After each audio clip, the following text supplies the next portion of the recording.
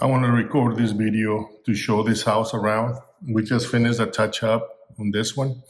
As you can see on the background, the walls are white.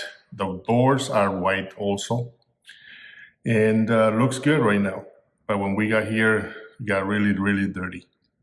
And we're going to be walking around, showing the house, the doors, talking about the paint, what we like and what we think, or I think personally, that we as painters, we need to communicate things to contractors, basically new construction contractors, because sometimes, they go through a lot of subs and not everybody seems to be careful around, paint, walls, trim.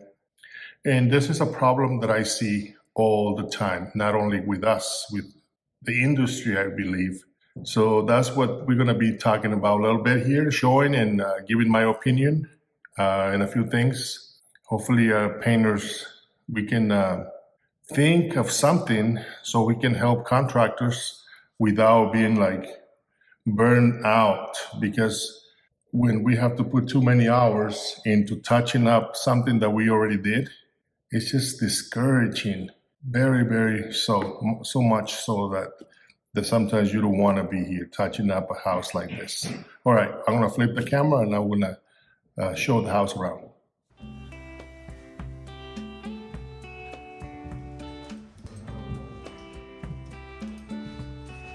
Okay, welcome. So like right here, this is just the first bathroom that we're gonna show. Looks nice and clean right now. We came in touch up.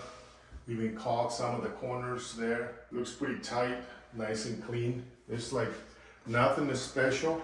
It's just the white walls. And when you paint a house white, everything is gonna get dirty quick. So you have to be extremely careful to not get mud, especially this house is out here in the country. So there's a lot of mud around. It's really hard to keep it clean, so contractors really need to put an effort to help us painters.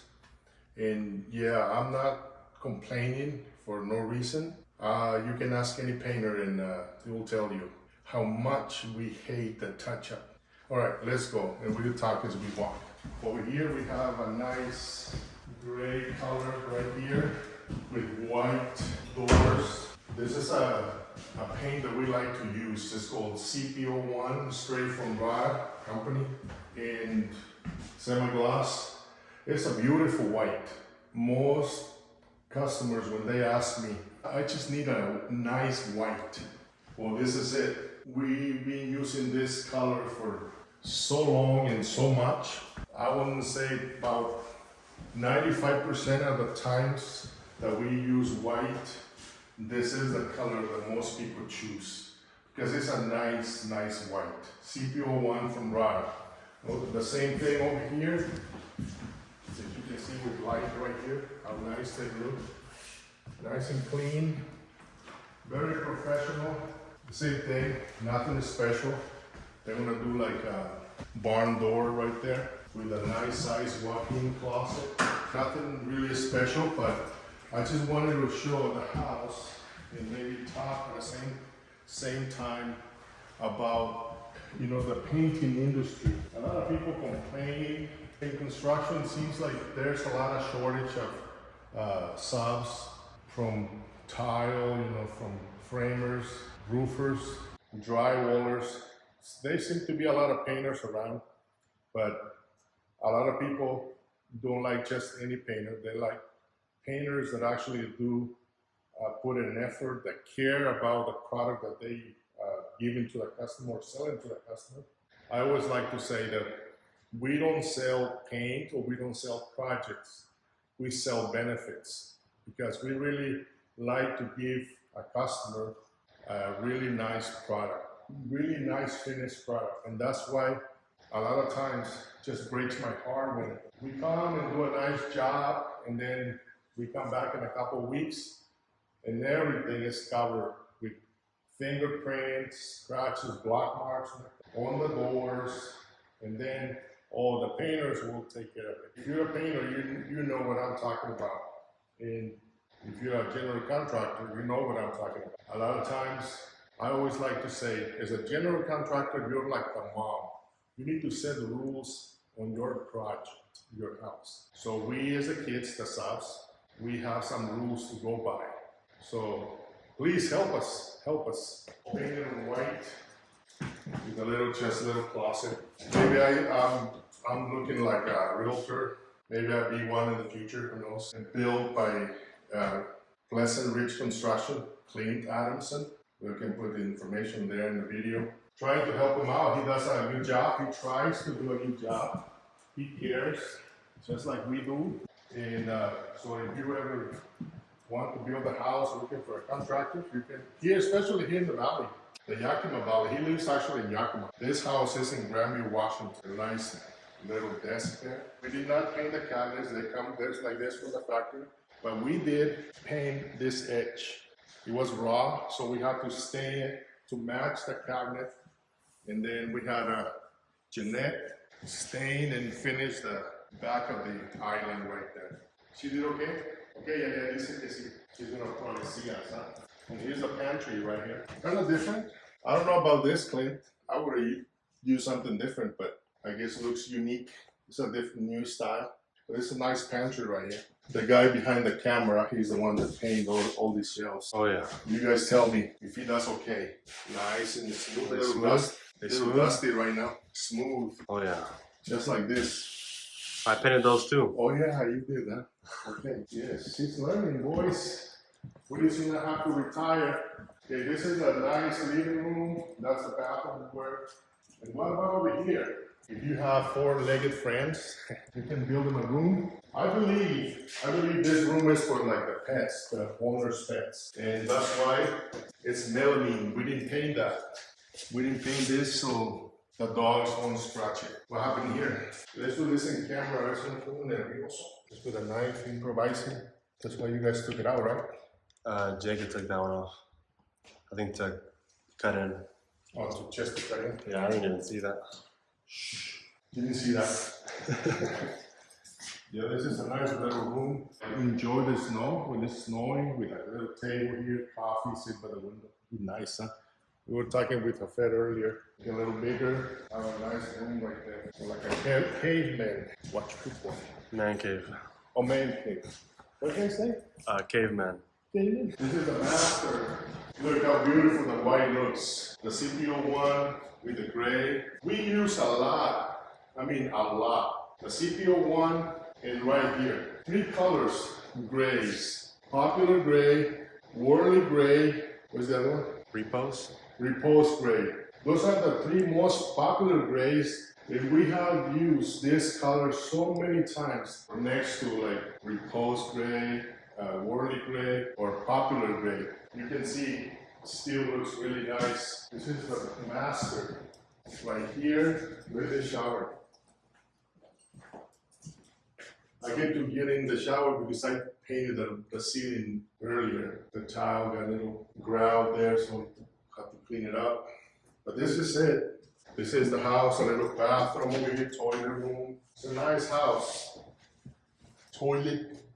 So I just wanted to show the house because right now, you know, they're probably gonna be moving in a few days, and this is our opportunity to like see the house when it's empty and clean. Because right now it's really clean. Looks really nice. I like it.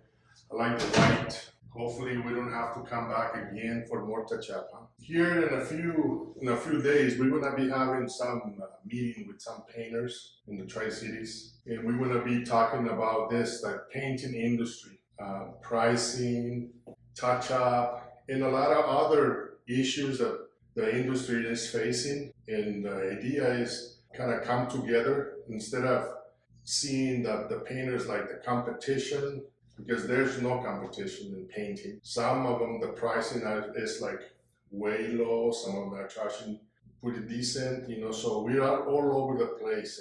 And I think that's hurting the industry, hurting the painters themselves. So I eventually, hopefully the whole industry the framers, drywallers, tile guys, we can all get talking to each other, sharing ideas. I think that people used to think, oh, I don't want this company to find out my secrets because they're going to steal it and then they're going to make a lot of money and I'm going to go out of business. With the social media, I think everything is turning around. It's time to work together, share ideas. If you find something that is working for you, you should share it with other people. Why? Because so other people, other employees and their families will benefit. The community will have better companies, better painters, better tile guys, better framers. And I think that's the mistake that I see on the construction industry. We've been so, what's the word? Mysterious, or I don't know, selfish in a way. Sometimes greed, ignorance, I don't know what the right word, but I feel like we just find a way that works and I just keep it for myself. I don't want to train other people because I always, let me go outside because I think I can kind of hear a lot of echoing here, but it's probably too late, huh? Let's just stay over here for a little bit. A lot of companies, in not only in the construction industry, step away from training employees. And what's the result these days? You hear it all across the board, that not many people are coming into the industry. A lot of people cannot find good subs, good construction workers. We cannot find good workers. Young people are not coming into the industry. And why is that? A lot of times, I personally think that as general contractors or subcontractors, we always working too much, too many hours, because we're not charging accordingly to what we know. Because we already mastered a skill, we put a lot of time and effort to master something, and then we don't charge or we don't get compensated for what our experience and what we give in the customer, the quality. We go back home and we always beat up, tired, broke, complaining about all the problems in the industry. And then the young kids, our sons and daughters, they hear all that complaining. Do you really think they're gonna feel like, oh my God, my dad sounds like he's really frustrated, he's really tired, he's really broke. Oh my God, I cannot wait to go to the construction industry and work and make my living there. Of course not. So when we portray this industry like so negative, we're always complaining and we're always tired and broke because we're doing it to ourselves. We don't charge enough. And we should charge enough for what we do, because people need this kind of service. People that actually like quality, they're willing to pay the price for a good contractor. And that's what we don't have that many anymore. I always think that the good ones, when they face problems, they said, forget this. I'm gonna go clean bathrooms in the hospital and make more money than doing this. And so the community and other people lose good contractors. They step out of the construction industry and they go work for somebody else, something else. And I think we're doing it to ourselves. And everybody loses, I believe. The community, there's nobody that knows how to do a good job anymore. So I feel like as contractors, we need to be brave and charge what we think that we need to survive, and then share and train employees so they can become a good contractors, good craftsmen, so our communities have people that they can hire to work in their homes. All right, that's it. We gotta go home. I hope you guys have a good evening. Hasta luego.